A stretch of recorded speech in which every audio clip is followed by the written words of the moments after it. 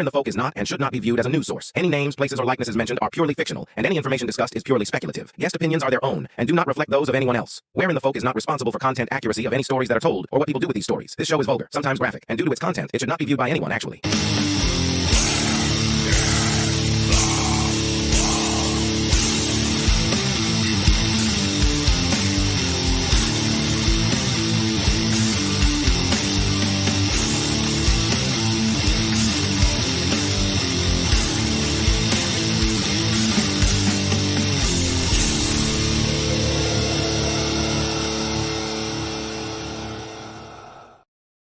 Welcome to another episode of Where in the Folk. I hope everybody's had a great week. How have you all been? It was Halloween. Good to be back. Awesome. It's been 2 weeks. No, actually, you guys had an episode last week. I think a glitch in the Matrix happened to where it didn't actually occur, though. Oh. Hey, Linda, we missed you last weekend. Hey, Linda.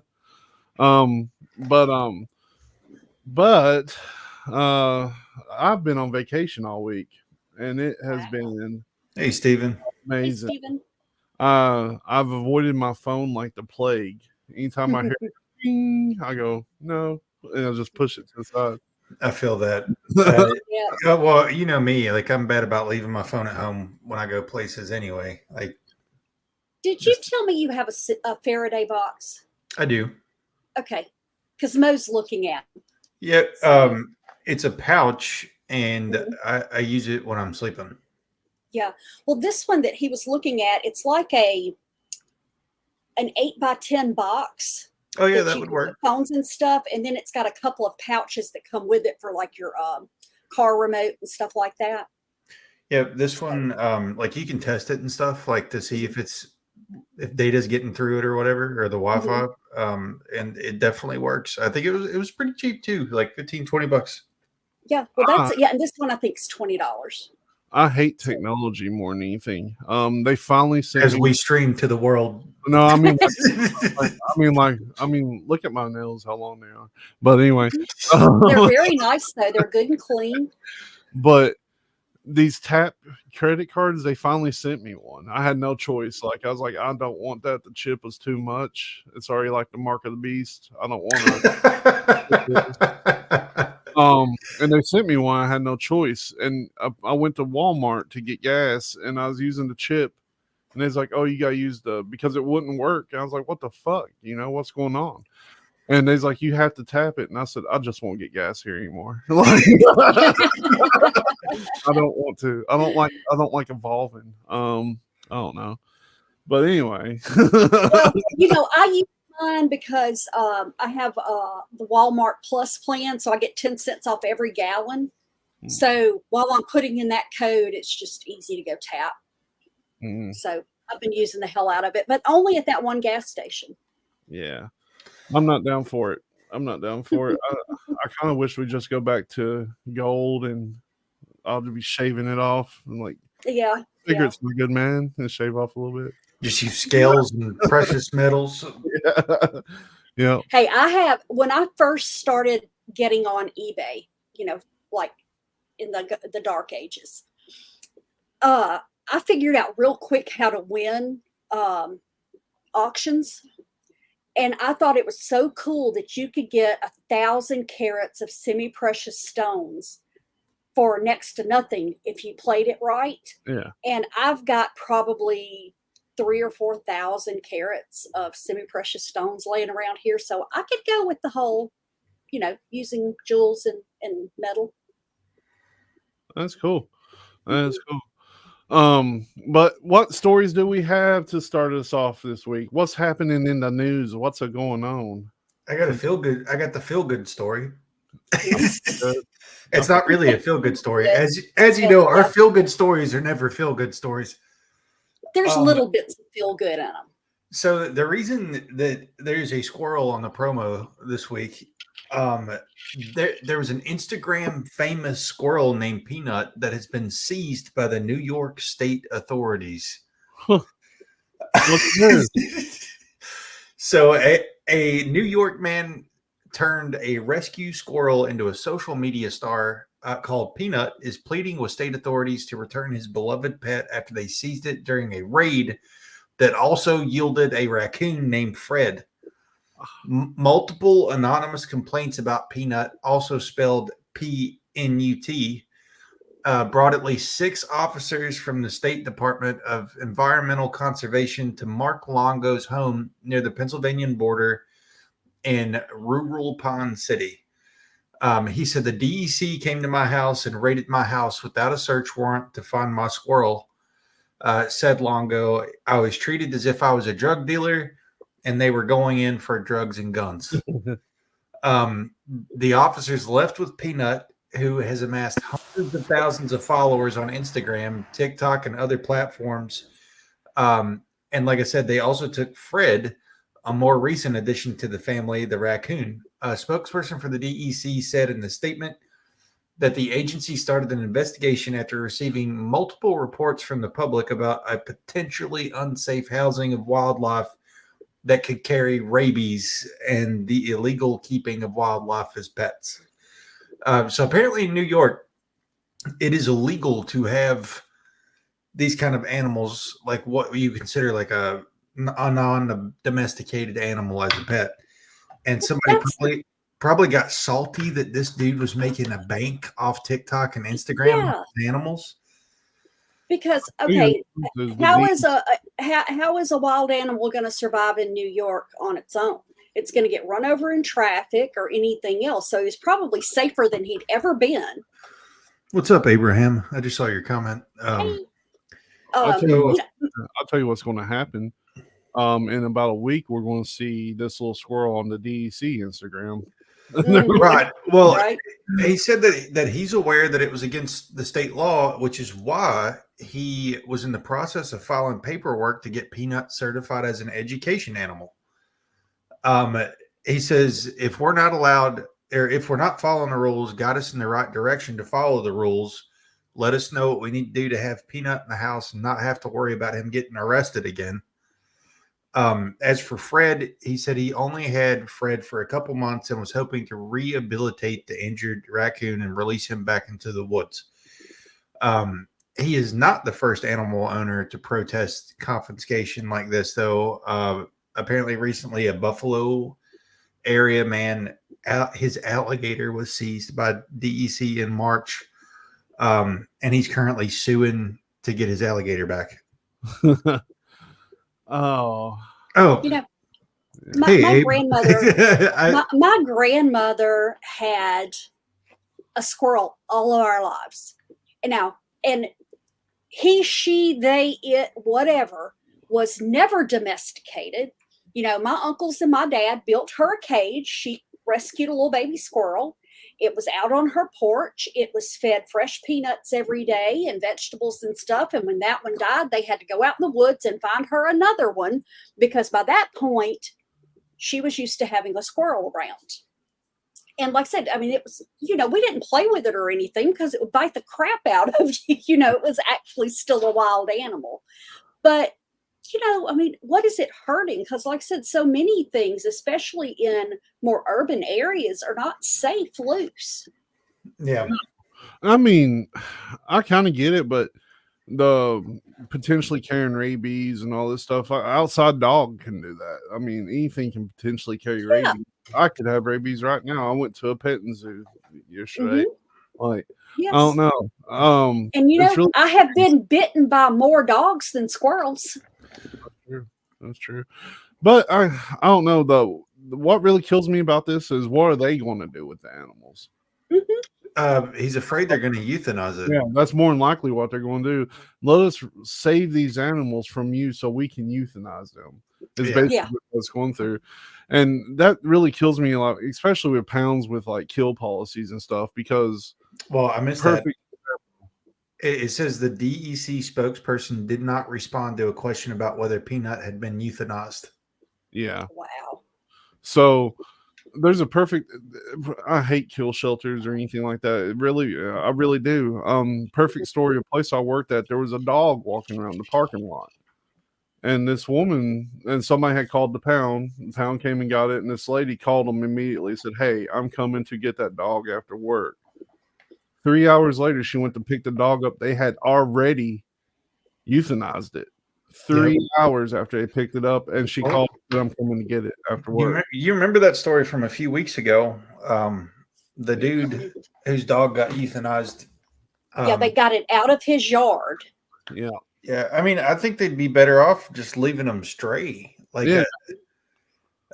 I understand, like in some cases, like if a dog were to, I don't know, eat a little girl's face off or something, I understand euthanizing an animal in those kind of scenarios because there's serial killer dogs just like there's serial killer people, and there ain't nothing you can do to rehab them. But just your everyday dog, like, you know, sweet little Chihuahua, you know, there should be no ability to euthanize animals like that. If they did that to one of my dogs, this county would burn to the fucking Oh, yes. You and me both, buddy. Well, I just got through doing the 2025 calendar for our local humane society. And they always have, like, you know, the cover dog, that's the featured dog. And then they have a special, you know, featured animal for each month.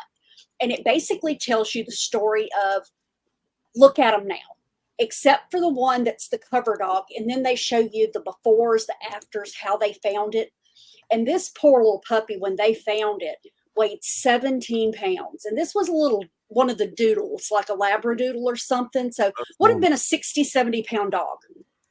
And it weighed 17 pounds. And 8 weeks later, after being rehomed, it weighed 44 pounds.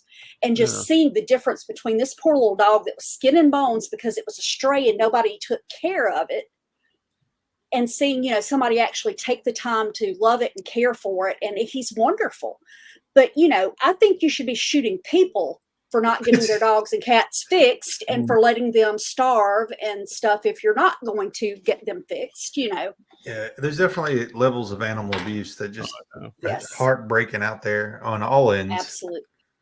That's the reason I watch almost nothing on social media except, you know, dog and cat videos. You know, because I used to be a breed guy, you know, like after, like Gage was the best German Shepherd ever. Like, he was awesome.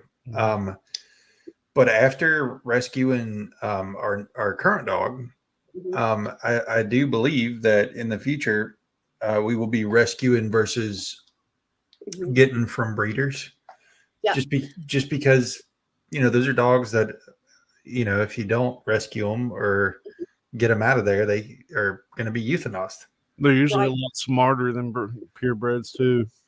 You know, our first rescue was actually a double registered purebred, but Great Danes, if you breed them with the wrong color combinations, have a dominant deaf and blind gene.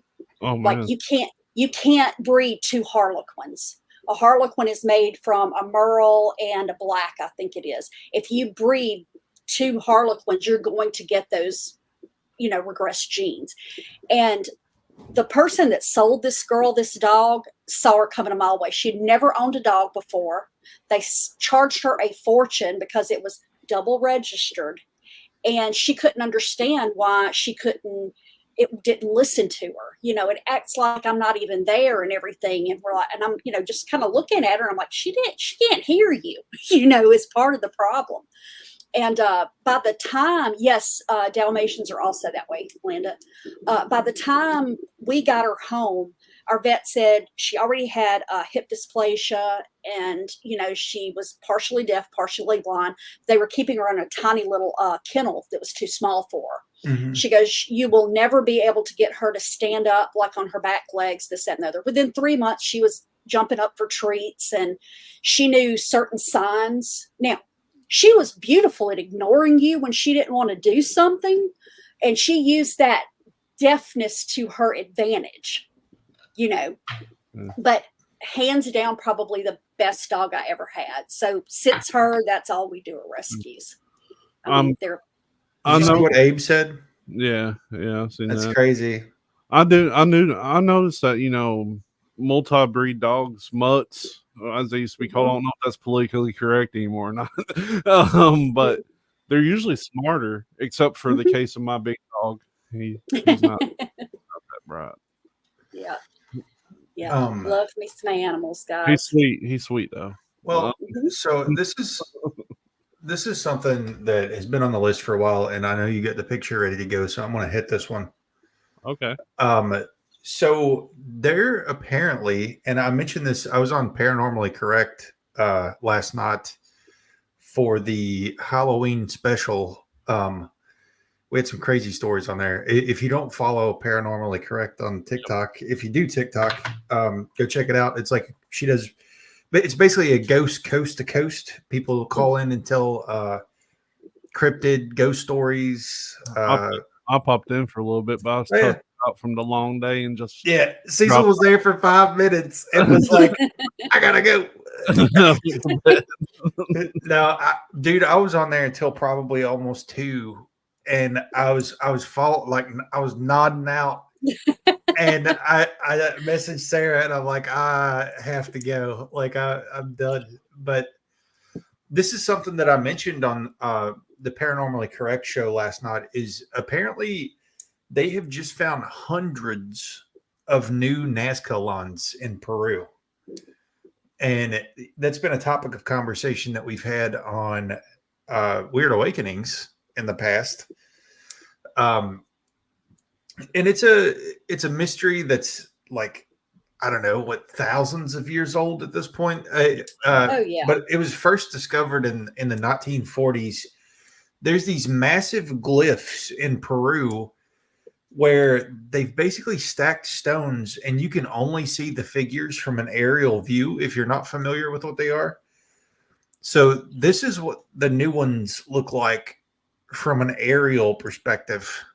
This looks I like have that. to say, go ahead. I'm sorry. This looks like that one cryptid where it's all face and legs. Yeah. I thought maybe this was the Peruvian version of Pokemon Go. Yeah. I mean, that's the first thing I thought. I mean, they're cool as hell, but yeah, I was like, yeah, I think those may be Pokemons. Huh. Yeah. So they, I believe, have found 430 glyphs in total, and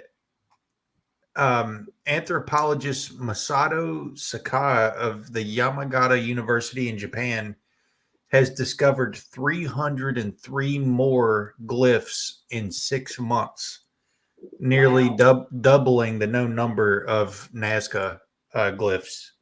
That fish right there has a shovel. Mm-hmm. But I guess what's kind of maybe The other one has a knife. Yep. maxing my brain a little bit is like, how have they not found these in the past? You know what I mean? Deforestation, maybe. Maybe. Could be. You know. And I mean, I don't know. I guess if you're a solo pilot or something, you look down quite a bit. I don't know. I've never been a pilot. I don't know how often you look down on at the ground if you're flying. Well, they're saying that they're using drones and AI to find these new ones. So maybe it's mapping out a probability of or improbable angles. I don't know. Right. Or coming back with, we see something, but we're not sure this might be what it is. And then they can, take a balloon or whatever back over. Yeah. Because that's how they found some of the first one was by a hot air balloon, wasn't it? Yep. Yep. And it says that out of the 303 new ones, more than half were suggested by the artificial intelligence. Oh, wow. That's cool. But yeah, there's definitely some weird. I think there's definitely some cryptid stuff going on in some of the new ones. Yeah. But yeah, wanted to cover that because we haven't had a chance. We just had too much kind of pressing, breaking stuff going on.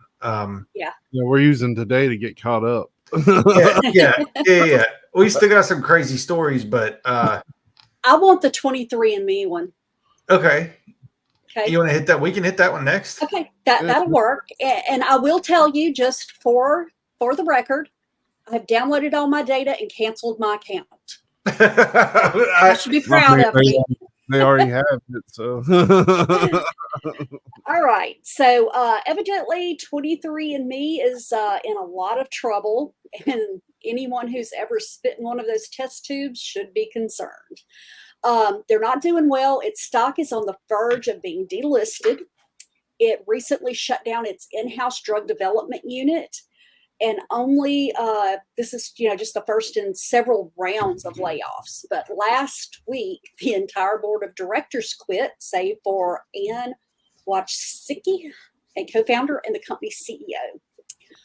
Amid the downward spiral, she has said that she'll consider selling 23andMe, which means DNA of 15 million customers would also be up for sale. And here's the thing that concerns me on that is you signed a thing saying, or they signed a thing saying, we won't release your data, but you have no agreement with whoever buys it. Correct. It's kind of like they're not governed by HIPAA. That's it's like how exactly. the British did the Native American treaties. Mm-hmm. Yeah. Well, Landa, a few years ago, I was curious. So they have my data. But so, and the thing about it is it's that genetic data is a huge asset, since the genome sequencing and everything, I guarantee it gets bought by a Chinese company. Oh, yeah. Oh, yeah. Or a subsidiary of a Chinese company. Right. And that's the thing is, like I said, because they have found, serial killers using data through these types of companies. They, have found all these things, that they probably wouldn't have found before because they've got so much raw data that they can actually test and everything like that. Well, another thing that is really of concern, depending on who buys it, is who's to say they don't turn that over to my insurance company? Right. Yeah. To say that you're high risk for certain things and they jack your insurance up based on your DNA. That's right. That's because crazy. They cannot turn me down with laws being what they are currently, but they can make my rates so high that I can't afford to have it. I mean, no, Landa, they need to ban TikTok. That's right. There are way more important. Yeah, we got to ban TikTok. They have used it, for what people would consider good, like catching serial killers and things like that. Which is why I've told my family not to do it. But no, I'm joking. But I mean, yeah, there's a lot of nefarious stuff that comes behind it. My biggest concern with it is like recreation. Like I don't know why it's not been proven, but I feel like they can clone human beings, and I feel 100% like they may clone me. And I don't want them to clone me and have me do something weird. Like, you know what I mean? Well, the fact that I'm not a twin is really good for the world at large. Yeah. So I know we don't need another me because, I really don't need that close of a partner in crime. So, yeah. But, and like I said, who's to say too that they aren't using this as a potential push to get somebody like China to buy it. Hey, this will give you 15 million people. And then, a lot of times what happens is, and I'm speaking from experience here, I can take my 23andMe data and upload it to my ancient ancestry for free. And there it is there. And it, connects all these different people. I can upload mine to the Latter-day Saints database, which owns ancestry.com. So this one going down like that could potentially open it all up. Mm-hmm. So it's really a scary thought. That's scary. So, I wasn't gonna bring this one up just because it's kind of like far out in the cycle. But did you guys hear about the girl that got cooked in a Walmart oven? Yes, dude, that's horrible. Mm-hmm. I feel like there needs to be some sort of further investigation into that. There absolutely has to be. If you've not heard this story, basically there was a teenager that works in Halifax or somewhere. Where was it? Vancouver? It was in Halifax. Nova Scotia. Yeah, it was in Nova Scotia where the Trailer Park Boys are from. But that's besides the point. So apparently this 19-year-old girl, her name was Bruce Marianne Carr. I can't pronounce it. I didn't even know that they had walk-in ovens, by the way. This kind of cued me into that. I think that's how they do the big rotisserie chickens. Like it basically, you got a rack full of chickens that you just scoot in, and you can scoot them back out after they're all done. Well, apparently she had got into this thing, and the door shut behind her, and she got kicked out a good 350 degrees for I don't know, for like a full night. And a mother came in and found her completely cooked. Yeah, they worked there together. Yeah. The thing about it is there not a release on it? You know, I saw a video after this happened where someone at a Walmart pulled open one, and it did have a push button release on it. So I'm thinking it probably failed. Well, or she was, I mean, that kind of heat coming at you, you know, you could easily get disoriented.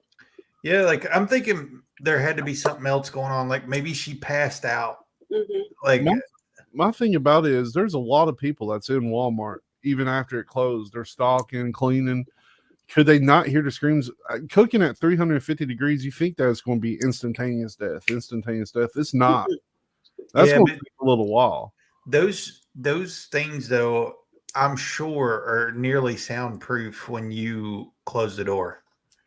I don't know, man. The Walmart here, when they cook the rotisserie chicken, they have like a thing that looks like my smoker down in the garage, and they just put a bunch in there.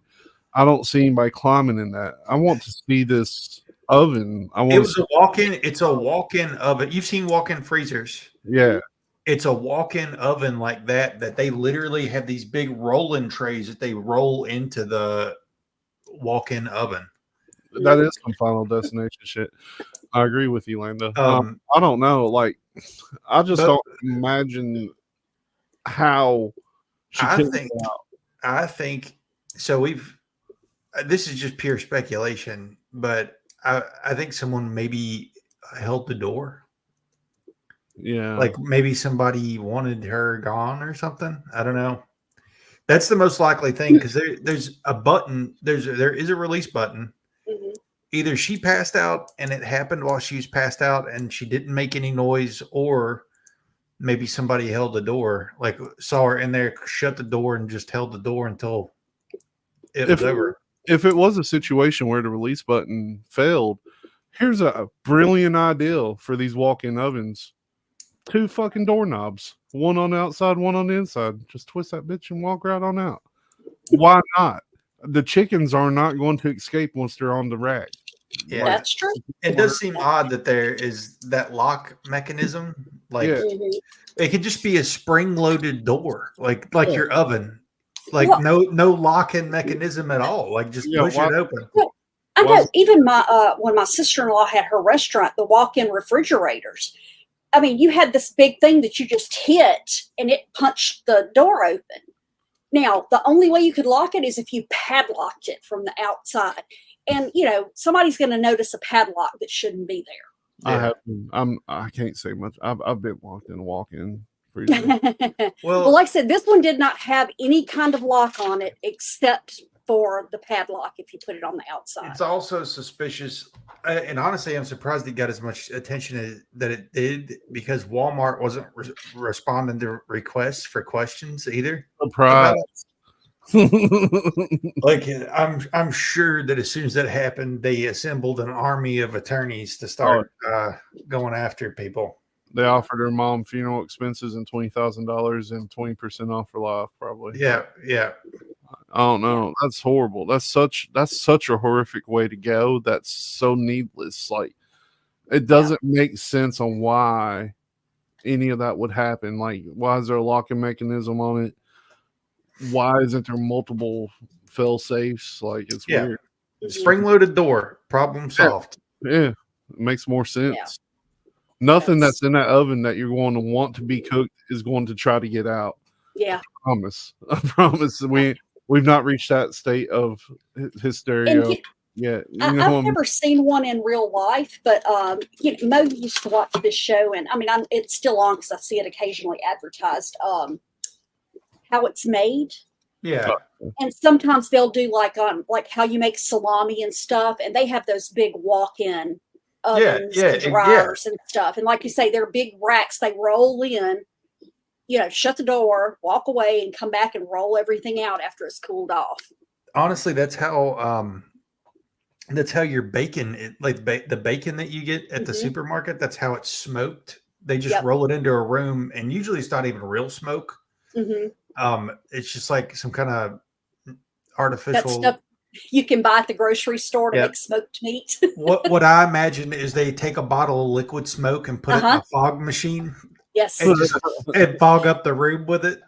That's actually. Do you know how strong that liquid smoke stuff is? Because I've tried it a couple of times, and just drops. That's all you need. It's just drops of it. I've ruined some meat with that stuff. Well, I think there's one more that we got to hit this week that we have to catch up on, and that's the dude that woke up during the organ harvesting. God, that's insane. Yeah, so this dude was basically declared dead. They were gonna. He was an organ. Can I stop donor. 1 second? Yeah. Where did this happen at? About 45 minutes from Cecil in Kentucky. Sorry, I had to go there. I was in Richmond. Oh, well, I was in Richmond. Okay. Okay, sorry for interrupting. No, you're good. So a man who had gone into cardiac arrest and been declared brain dead woke up as surgeons in his home state of Kentucky were in the middle of harvesting his organs for donation. The case of Anthony Thomas, aka TJ, I don't know how you get TJ out of that, Hoover II, is under investigation by state and federal government officials. His sister recounted how he was taken to Baptist Health Hospital in Richmond, Kentucky in October. I guess this happened all the way back in 2021 because of a drug overdose. Doctors soon told her and her relatives that he lacked any reflexes or brain activity. They ultimately decided to remove him from life support. The staff then reportedly told them that they had given permission for his organs to be donated in the event of his death to honor his wishes. The hospital tested which organs would be viable for donation. The facility had a ceremony honoring him, but the sister said that she noticed Hoover's eyes open up and seemingly track his loved one's movements, but we were told it was just reflexes, a normal thing. And I'm assuming this is coming back up because of lawsuits nearing the end. But she said, "Who are we to question the medical system?" After an hour, about an hour after Hoover had been brought into surgery for his organs to be retrieved, a doctor came out and explained that Hoover wasn't ready. And they're not quite cooked just yet. And that he woke up. The sister recalled getting instructions to bring her brother home and make him comfortable, though he likely would not live much longer. She has been caring for Hoover for the past 3 years while he grapples with trouble walking, remembering, and talking. She only learned the full details of her brother's surgery at the hands of Baptist and the Kentucky Donors Affiliation in January of this year. Wow. Probably through FOIA. But that's when a former employee contacted her before sending a letter to a congressional committee that in September held a scrutinizing organ procurement. A congressional committee, I guess, got a hold of that letter in September. The letter's author said that she saw Hoover begin thrashing around on the operating table as well as crying visibly. So, and this was in September. So, this is like almost 4-year ordeal now. That's a little more than he's not ready. Yes. They said he was thrashing on the table and crying. You can only imagine him thrashing on the table and the doctor looked over like, no. The sister said that he made attempts to say, "Hey, I'm here," but it was kind of ignored. They finally stopped the procedure because he was showing too many signs of life. Oh my God. I love Kentucky. He's dead. No, I'm not. Yeah, you're dead, buddy. Like, Okay, this week y'all win. dead after, you're for sure going to be dead after we pull this heart out. Somebody else needs it. You know, and I do wonder, how far did they get and what did they have to put back in? Yeah. Well, it also makes you wonder how many cases like this go under Did the they radar. not report? Yeah. You know, because who's to say, you know, I've signed the back of my organ donor thing on my license. What if my family's not there? I've done the right thing. I've trashed every organ so bad they won't want them. So, Well, I mean, I'm sure you guys have heard the stories. I've heard stories all my life that if you are an organ donor, they do not try as hard to save you. I've heard that. Well, see, I've had Hep C. Up until 2 years ago, I could not donate. Now, the only reason I can donate now is because if, say, you had Hep C and I died and you needed a heart, you could get my heart and they wouldn't give you a good one because 10 to 1, you have that antibody and that's going to cause the heart to get it anyway. So I can donate to another person who has been a Hep C positive. And that way they get a better chance of getting an organ than somebody who's completely healthy. Hmm. You know, so It's crazy. yeah, mine aren't the best organs in the world, Cecil, but I got a couple of them that might be useful. I'm pretty sure my kidneys are trying to give out. Don't do that.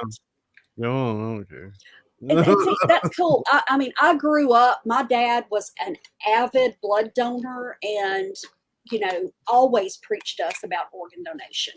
I mean, when he passed away, he was in an accident and nobody had to pay a penny for blood because he had donated so much over the years. So, I mean, he was actually on a list that said, do not charge. Wow. I did not know that existed until he passed away. That's wild. Yeah, that's crazy. Yeah.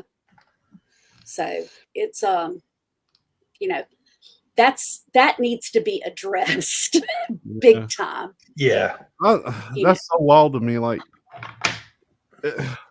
I wonder how many they've already started taking stuff out and then they're like, oh no.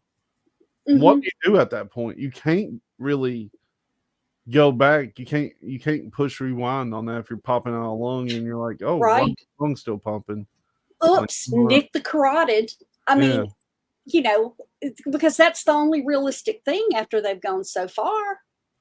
I hate that's the reason I don't go to doctors. I live too close to this place.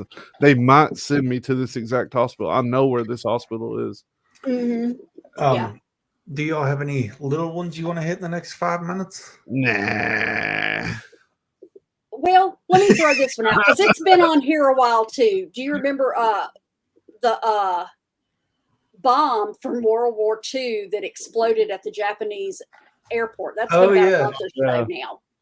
But said, yeah, an unexploded U.S. bomb from World War II that had been buried at a Japanese airport exploded, causing a large crater in a taxiway and the cancellation of more than 80 flights. No one was hurt, thank goodness. And there were no aircraft close enough for the bomb to do damage to. So they did an investigation and they confirmed that the explosion was caused by a 500-pound U.S. bomb. And thankfully, there's no more danger. USA. Right? And I don't think they've determined what caused it to detonate all of a sudden. Was it like World War II era or something? Yeah, World War II. Sure American was. made, baby. It said that the airport was built in 1943, and a number of unexploded bombs by the U.S. military have been unearthed in the area. But they said they think it was a 500-pound bomb that exploded because it was a crater that was 7 yards in diameter and 3 feet deep. That's a pretty good little hole. Why would they use yards in one instance and not say 21 feet? And then use the feet and the other one that was a yard deep. That doesn't make sense, right? Yeah, you know, it's that metric system, Cecil. That's what we're going to call it. So, but yeah, I mean, yeah, that's crazy because I mean, they've already said that there are tons of them over there. Hundreds of tons of unexploded bombs remain buried all around Japan. And so every time they decide to do construction, there's no telling what they may come up with. Yeah. So, Well, we we are doing a spooktacular tomorrow night as a late Halloween episode. If everyone wants to join us, we're just going to tell spooky, scary legends, stories, talk about spooky places. It'll be fun. So tune in. What do you time? 7? Sure. Works for me. 7 works for me. Tune in at 7 Eastern tomorrow. If you want to come on and tell a story, I'll give you my personal phone number and we'll take a phone call from you. Just don't ever call it again. And of course, go to TikTok and like Paranormally Correct. Hey, Alan.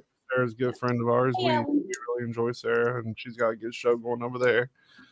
She does what we're going to be trying to do tomorrow all the time. So, Yeah, She's so damn good at it. she does it's like a coast to coast, ghost to ghost. Ghost to ghost, cryptid to cryptid, matrix to matrix. But also go over to Weird Realities Network on YouTube and give that a like and a follow if you haven't already done that. And tune in about I can't see the timer. 18 minutes. 18 minutes on that same thing to watch Weird Awakenings. We're going to be talking about prophecies tonight. I was going to say, I don't know if Abe is still listening, but Abe, if you wanted to come on for the prophecy episode, you're more than welcome. I'll send you a link. Absolutely. Yeah. Pop on. Yep. But yeah. That's about it. I think that sums her up. Yep. So thank you all for watching us because we are watching you.